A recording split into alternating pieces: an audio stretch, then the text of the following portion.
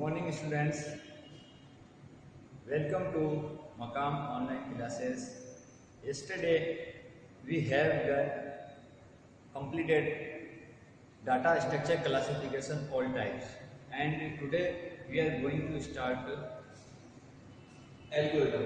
What is a algorithm? देखिए algorithm का question exams के अंदर 1 नंबर का आता है, ठीक है। तो एल्गोरिथम को कैसे हम समझेंगे, तो मैं आपको थोड़ा समझा देता हूँ। देखिए, an algorithm is well defined list of sets for solving a particular programming problem and after processing gate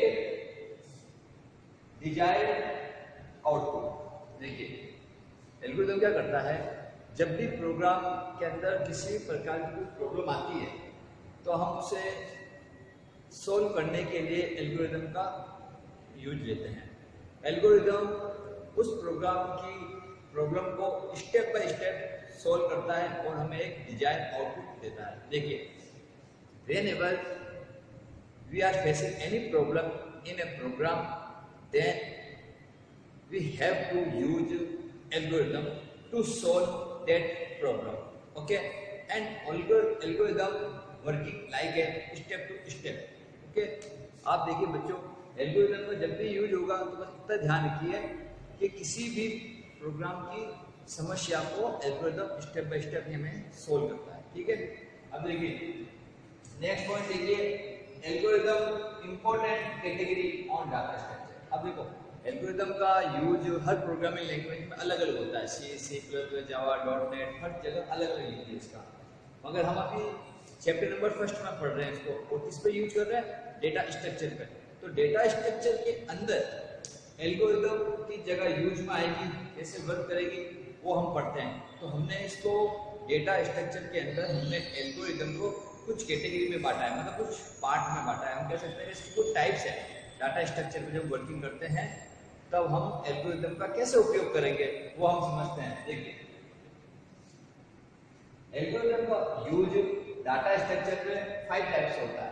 जैसे फर्स्ट टाइप है सर्चिंग करना, ठीक है, इसलिए हमने लगा दिया सर्चिंग एल्गोरिथम। सेकंड है इंसर्ट एल्गोरिथम, मतलब एंटर करना। थर्ड है delete algorithm.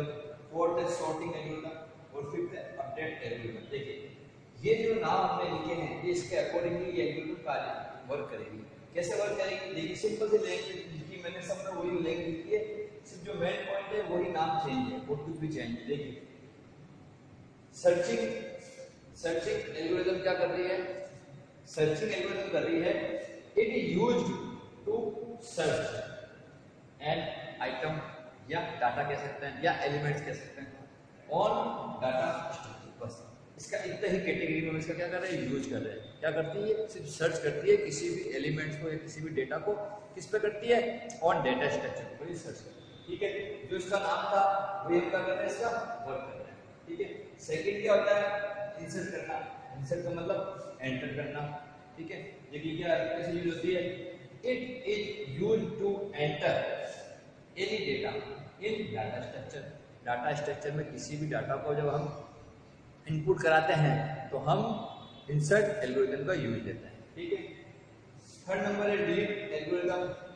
It is used to remove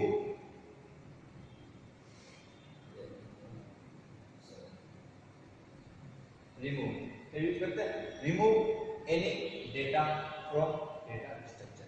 किसी भी डेटा को रिमूव करने के लिए हम किसका यूज करेंगे, डिलीट एल्गोरिथम का यूज करेंगे। And fourth number sorting algorithm means it is used to sort in arrange data in a certain order on data structure। देखिए sorting algorithm का यूज हम कब लेते हैं, जब हमें डाटा स्ट्रक्चर के अंदर जब डाटा पड़े हुए मतलब अनअरेंजेबल फॉर्म के अंदर है तो हम उसे अरेंज करने के लिए sorting algorithm यूज लेते हैं। और sorting algorithm क्या करती है, एक सर्टेन ऑर्डर के अंदर इसे अरेंज कर देती है, चाहे वो डिसेंडिंग ऑर्डर हो चाहे असेंडिंग ऑर्डर हो, उससे कोई प्रॉब्लम नहीं है। ये एक सर्टेन ऑर्डर में क्या करेगी, उसे स्टोर कर देगी डाटा स्ट्रक्चर के अंदर, ठीक है। और लास्ट है update algorithm. It is used to change यानी अपडेट एन एग्जिस्टिंग डाटा क्या कर देती है, एग्जिस्टिंग डाटा, जो डाटा एल्गोरिथम के अंदर स्टोर है, जो एग्जिस्टिंग है, उसे क्या कर रही है, अपडेट कर रही है। चाहे वो क्या करती है, अगर वो 5 एलिमेंट था तो हम उसकी जगह 10 एलिमेंट ले सकते हैं, या उसकी जो वैल्यू थी, जैसे भाई क्या वैल्यू थी 5, तो हम 5 वैल्यू जगह हम 6 वैल्यू पुट कर सकते हैं। ठीक है, तो ये क्या करता है, अपडेट करता है इन डाटा स्ट्रक्चर का। ठीक है बच्चों, देखिए बच्चों, अगर आपको किसी प्रकार की कोई समस्या आ रही है, वॉइस क्लियर नहीं आ रही है बाई चांस किसी कारण से, या किसी भी कारण से इसकी स्क्रीन फट रही है, हल्की फुल्की अगर वाइड नहीं दिख रहा है, तो आपको कहा हुआ है कि आप यूट्यूब के अंदर कमेंट्स कर दीजिए, मैं रोज कमेंट्स देखता हूँ, और अगर जो भी प्रॉब्लम होगी मैं पर्टिकुलर बच्चों को व्हाट्सअप कर दूंगा, उसकी प्रॉब्लम सोल्व कर दूंगा, या जूम ऐप के अंदर उसकी प्रॉब्लम सोल्व कर दूंगा। ठीक है, अगर आपको कुछ समझ में नहीं आ रहा हो बाई चांस, तो आप जरूर कमेंट करें, मैं उसका आंसर जरूर दूंगा आपको जूम ऐप के ऊपर, या फिर आपको व्हाट्सअप लिंक कर दूंगा, आपको समझा दूंगा मैं। ठीक है,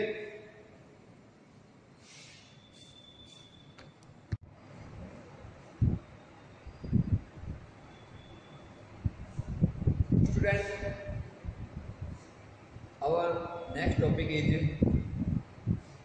algorithm example as a write an algorithm to add two numbers and display the result। देखिए हमें अब क्या करना है, बोर्ड के पेपर में ऐसा आता है कि एल्गोरिथम को एग्जाम्पल से समझाइए, क्या करना पड़ता है हमको, एक्सप्लेन द एल्गोरिथम एग्जाम्पल। तो अगर हमें कोई भी एग्जाम्पल की लाइन दे देती है, लाइन नहीं दी, हमें मेंशन नहीं किया है, तो हमें मन से यही लाइन लिखनी। क्यों, देखो सबसे इजी प्रोग्राम कौन सा होता है, 2 नंबर को ऐड करने का, जो सबको आता है, आपको 11 में आपने पढ़ा है। ठीक है, तो हम क्या करते हैं, आपसे हमने कौन सा एग्जाम्पल लिया जो सबसे इजी हो, जो हमें जल्द से जल्द समझ में आ जाए, ये आपको एल्गोरिथम उस एग्जाम्पल के द्वारा कर सके। तो सबसे इजी एग्जाम्पल ले रहे हैं, 2 नंबर क्या कर रहा है, ऐड कर, और क्या कर रहे हैं, उसको डिस्प्ले करा रहे हैं। ठीक है, तो हम एल्गोरिथम कैसे लिखेंगे, एल्गोरिथम लिखने का स्टेप है, एल्गोरिथम किसी भी प्रोग्रामिंग के अकॉर्डिंग ही टू हम लिखते हैं। तो हम यहाँ पे 2 नंबर को ऐड करने के लिए एक एल्गोरिथम लिख रहे हैं। कैसे लिखेंगे, देखिए सबसे पहले first of all step first we are right start algorithm, simple. Second step second declare 3 integers as A B और सी। देखिए हमने 3 वेरिएबल को डिक्लेयर क्यों करा, क्योंकि आपको पता है जब प्रोग्राम में कितने ओवल से ये 2 नंबर को बोला था, 2 नंबर को ऐड करना है, तो हमें सबसे 2 नंबर से देते हैं, ए की value 5, B equal 10 value, then हम इनको ऐड कर रहे हैं, क्या करना है,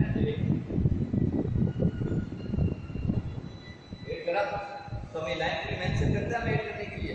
ठीक है ना, तो ये कितने वेरिएबल हो गए, 3 वेरिएबल्स हो गए, ए बी और ये तीसरा सी, कितने वेरिएबल्स हो गए, 3 वेरिएबल्स हो गए। मैं इसकी जगह सी लिख सकता हूँ, कोई प्रॉब्लम नहीं है। ठीक है, वो आपको समझा लेंगे, मैं एग्जाम्पल लिखा है, ए लिखो या सी लिखो। तो हमने कितने वेरिएबल डिक्लेयर करे, 3 वेरिएबल डिक्लेयर करे, ए बी और सी। हमने डिक्लेयर करने का मतलब क्या होता है, सेमीकोलन से डिक्लेयर कर दिया, जिससे कंपाइलर समझ जाएगा कि हाँ 3 नंबर प्रोग्राम के अंदर लिखे जा चुके हैं, अब हमें इनको वर्किंग करनी है। उसके बाद देखिए स्टेप नंबर 3। स्टेप नंबर 3 क्या है, define value of A and B. अब हम क्या करेंगे, ए और बी को हमने क्या दे रहे हैं, कुछ वैल्यू दे रहे हैं, वो जो वैल्यू देंगे जब भी तो हमारे सामने रिजल्ट आएगा, आउटपुट आएगा ऐड होके, तो हमने वैल्यू क्या दे दी, यहाँ पे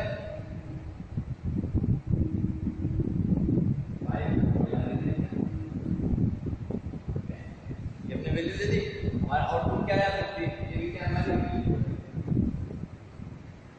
अगर हमने 15 दिया नहीं है, हमारा प्रोग्राम के थ्रू हमारे 15 को अचीव हुआ। ठीक है, 4 देखिए स्टेप क्या होगा, add values of A and B. अब हम देखो ऐड क्यों कर रहे हैं, क्योंकि क्वेश्चन में क्या लिखा था हमने, ऐड 2 नंबर्स, तो हमने एल्गोरिथम में क्या लगाया, समझेगा आपको, ए और बी अगर इक्वल है तो स्टेप नंबर 3 में define value of A and B, कम से कितने नंबर पूछे थे, 2 नंबर।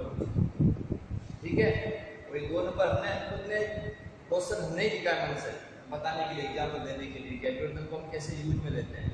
ठीक, उसके बाद देखिए स्टेप 4 में क्या था, add value of A and B. हमने क्या करा, प्रोग्राम में कैसे ऐड करते हैं हम, ये ऐसे हम ऐड कर देते हैं। ठीक है, तो हमें ये प्रोग्रामिंग की लाइन लिखनी है, हमें एल्गोरिथम बताना है। क्या हम क्या करेंगे, ऐड करेंगे, ए और बी को ऐड करेंगे। और फिर क्या होता है स्टेप नंबर 5 में, क्या store output of step 4 to C. अब देखो इसका जो आउटपुट आएगा, दोनों को ऐड करने पर क्या आएगा, आउटपुट आया, कितना आएगा, 15 आया। इस 15 को किसमें स्टोर करेंगे, सी के, यानी 8 के। इसी के अंदर हमने क्या करा, 15 को स्टोर कर दिया। ठीक है, जो हमारा आउटपुट आएगा ये वाला ए, मान लीजिए क्या है हमारा सी, हमने इसकी वैल्यू को स्टोर कर दिया सी में। ठीक है, समझ में आपको बात, स्टोर आउटपुट ऑफ स्टेप 4, ये 4 का स्टेप है, ये 4 स्टेप वाले पिन आएगा वो हमने सी में अब स्टोर कर देंगे। ठीक है, और लास्ट स्टेप 6 स्टेप क्या है, print C and get output. अब जैसे हम शुरू कर देते हैं तो प्रिंट लगा देते हैं हम, प्रिंट सी की वैल्यू एंटर करते हैं, enter the C value equal question mark D percentage लगा करते हैं ना, प्रिंट लिखते हैं। तो इसमें क्या होगा, जैसे प्रिंट में सी की वैल्यू लिखेंगे तो हमारा आउटपुट क्या होगा, डिस्प्ले हो जाएगा। तो हमें ये लिख के बताने, तो आपको समझाने के लिए मैंने लिखा था, अगर आपको नहीं लिखना है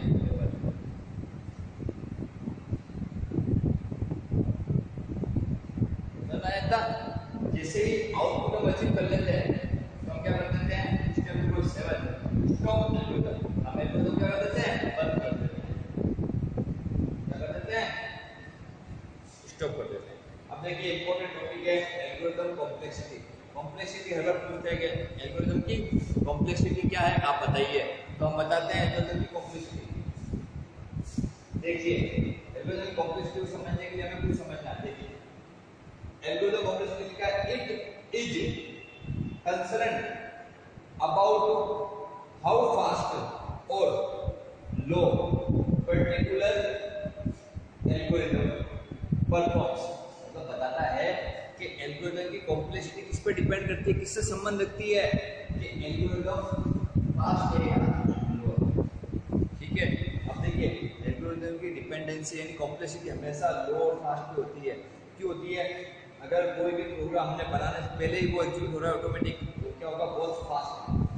और स्लो का मतलब क्या होता है, कोई भी हमने एल्गोरिथम लिखी अगर हमने उसका आउटपुट ही शो नहीं हो रहा, बहुत शो भी हो रहा है तो बहुत स्लो हो रहा है, बहुत लेट हो रहा है शो।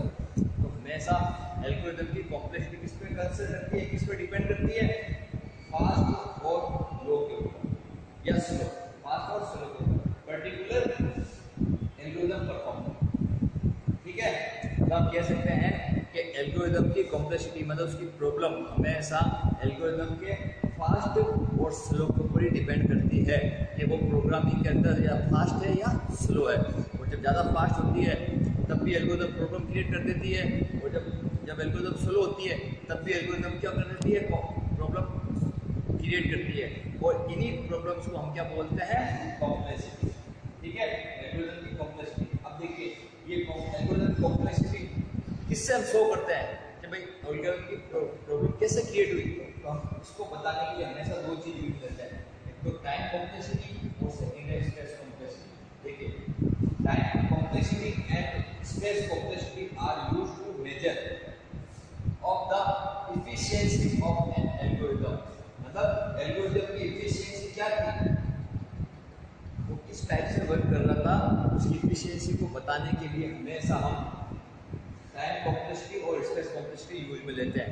याद रखना टाइम कॉम्प्लेक्सिटी और स्पेस कॉम्प्लेक्सिटी ही बताती है कि एल्गोरिथम वर्क कर रही है या नहीं कर रही है। ठीक है, हम इसके टाइम कॉम्प्लेक्सिटी और स्पेस कॉम्प्लेक्सिटी के बेस पे ही एल्गोरिथम को समझते हैं कि हाँ एल्गोरिथम क्या है। हम आगे पढ़ेंगे टाइम कॉम्प्लेक्सिटी और स्पेस कॉम्प्लेक्सिटी। अब आगे देखिए algorithm complexity is commonly represented with the OF notation, also known as big O notation. या ब्रैकेट में asymptotic नोटेशन। देखिए अब हमें एग्जाम्स में हमेशा पूछते हैं कि बिग ओ नोटेशन क्या है। तो बिग ओ नोटेशन क्या होती है? एल्गोरिथम की कॉम्प्लेक्सिटी को ही हम बिग ओ कॉम्प्लेक्सिटी कहते हैं। बिग ओ रिप्रेजेंट करा हमने बिग ओ नोटेशन अपने क्या बोलते हैं? ओ और एफ सिंबल। मतलब एल्गोरिथम की जो प्रॉब्लम है उसको शो करने के लिए प्रोग्रामर हमेशा ओ और ब्रैकेट के अंदर एफ का यूज करते हैं। ठीक है, ओ और एफ को हम बोलेंगे बिग ओ नोटेशन। ठीक है, ये हमारी प्रॉब्लम है। एल्गोरिथम की कॉम्प्लेक्सिटी या प्रॉब्लम को हम ऐसे रिप्रेजेंट करते हैं ओ और एफ से। ठीक है,